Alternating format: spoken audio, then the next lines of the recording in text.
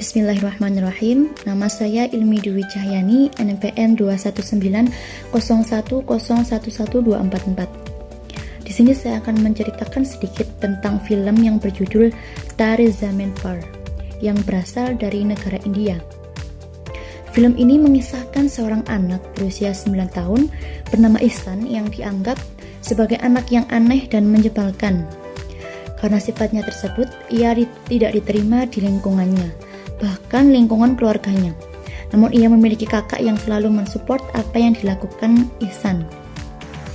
Ihsan ini bisa dikatakan sebagai anak yang haus perhatian dari orang tuanya. Mereka tidak mengetahui bahwa ciri-ciri yang dialami Ihsan merupakan ciri anak yang menyandang status disleksia, di mana ia memiliki kesulitan dalam hal membaca dan menulis. Ia kesulitan mengenali huruf dan susah membedakan suku kata yang bunyinya hampir sama. Tak hanya itu, Ihsan juga sering menulis huruf secara terbalik. Karena kekurangannya tersebut, ia sering mendapat hukuman di sekolahnya dan mendapat nilai buruk dari gurunya. Tak hanya itu, Ihsan juga memiliki kesulitan dalam hal yang lain, seperti kesulitan mengikuti perintah dan lemah refleks. Namun di sisi lain, Ihsan memiliki imajinasi yang cukup tinggi. Ia berbakat dalam hal kesenian seperti menggambar dan melukis. Tetapi hal tersebut tidak pernah ternilai di mata orang tuanya. Orang tuanya kerap kali membandingkan Ihsan dengan kakaknya yang pintar dan cerdas. Ayahnya selalu menganggap bahwa Ihsan adalah anak yang bodoh, malas, dan selalu bermain-main. Namun suatu ketika ia bertemu dengan seorang guru kesenian di sekolah asrama yang baru ia tempati. Disitulah kehidupan Ihsan mulai berubah. Ihsan yang awalnya seorang anak yang murung, tidak pernah berbicara, mulai menampakkan senyumnya. Guru kesenian yang bernama Nikum selalu memperhatikan Ihsan hingga ia mengetahui masalah utama yang dialami Ihsan adalah membaca dan menulis. Kemudian Nikum memutuskan untuk mengajarinya, membantu mengatasi permasalahan tersebut dengan metode belajar sambil bermain melalui hal-hal yang disukai Ihsan. Suatu hari guru tersebut mengadakan acara lomba melukis yang dapat diikuti oleh seluruh anggota sekolah, termasuk guru dan kepala sekolahnya. Dan hebatnya, Ihsanlah yang menjadi juara dalam perlombaan tersebut. Tak hanya itu, Ihsan juga mendapat nilai yang sangat bagus di tahun tersebut dengan progres yang dibilang sangat cepat. Semua itu berkat guru kesenian yang bernama Nikum. Orang tuanya tidak percaya dengan hal tersebut. Mereka menangis terharu dengan apa yang telah dialami Ihsan. Singkat cerita, akhirnya orang tua tersebut sangat berterima kasih kepada Nikum dengan apa yang telah dilakukannya kepada Ihsan. Nah, dari sini kesan dan pesan yang dapat diambil dari film tersebut adalah setiap anak memiliki kemampuan dan bakat yang berbeda-beda. Jangan pernah memaksakan anak untuk mencapai ambisi orang tuanya di luar kemampuannya. Dalam hal ini, Ihsan dituntut untuk bisa menguasai baca tulis dan berhitung seperti teman-temannya. Dengan keterbatasan kemampuan anak seperti ini, malah akan menjadikan anak tertekan dan depresi. Juga memperburuk jiwanya. Sebagai orang tua, kita tidak bisa menjadikan orang lain sebagai patokan, apalagi membanding-bandingkan terhadap keberhasilan anak.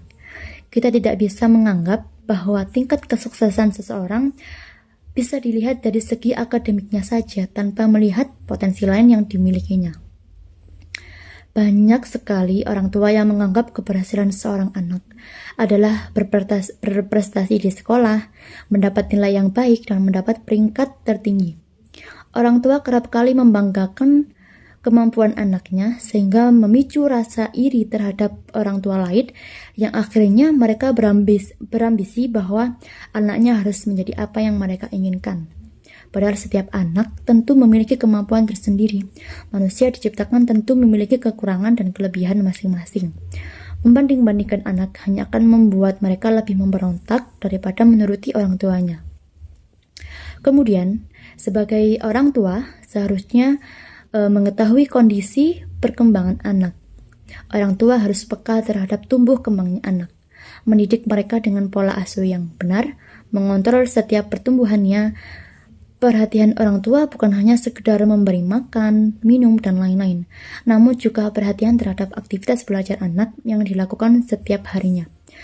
Perhatian orang tua juga dapat berupa nasihat dan bimbingan, pemberian motivasi dan penghargaan, serta pemenuhan kebutuhan belajar anak.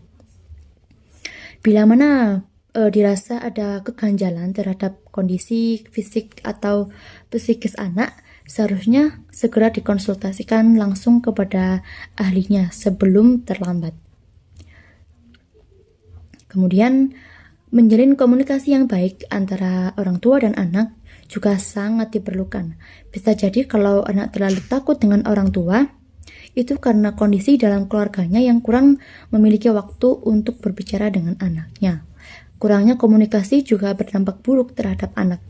Anak menjadi tertutup, tidak berani mengatakan permasalahan yang terjadi dalam dirinya. Dan orang tua sering tak mampu mengontrol emosinya dan melampiaskan kemarahan kepada anaknya, padahal belum tentu anaknya melakukan kesalahan tersebut.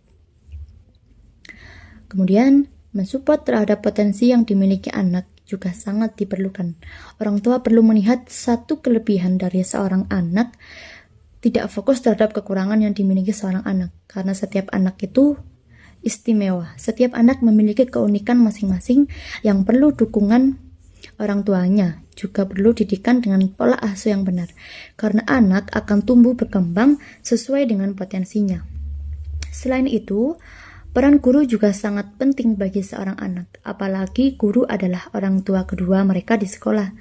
Guru dituntut untuk lebih peka terhadap latar belakang dan karakter setiap siswanya, mengingat setiap anak memiliki karakter yang berbeda-beda.